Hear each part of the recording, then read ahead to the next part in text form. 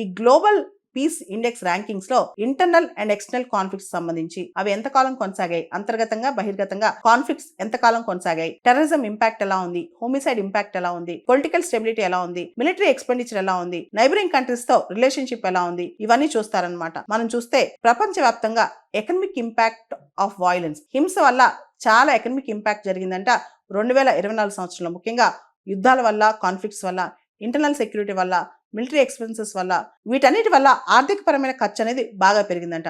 ప్రత్యేకంగా ఇండియా చూస్తే గనక ఇండియా ర్యాంక్ 117, కాస్త ఇండియా పీస్ ర్యాంకింగ్ లో 1% ఇంప్రూవ్ అయినట్టు లెక్క అనమాట. కానీ పూర్తి స్థాయిలో భారతదేశం మాత్రం ఈ పీస్ ర్యాంకింగ్ లో ఇంప్రూవ్ కావాల్సింది చాలా ఉంది. ప్రపంచంలో ఈ వరల్డ్ పీస్ ఇండెక్స్ ప్రకారం టాప్ మోస్ట్ పీస్ఫుల్ కంట్రీస్ ఏంటో తెలుసా?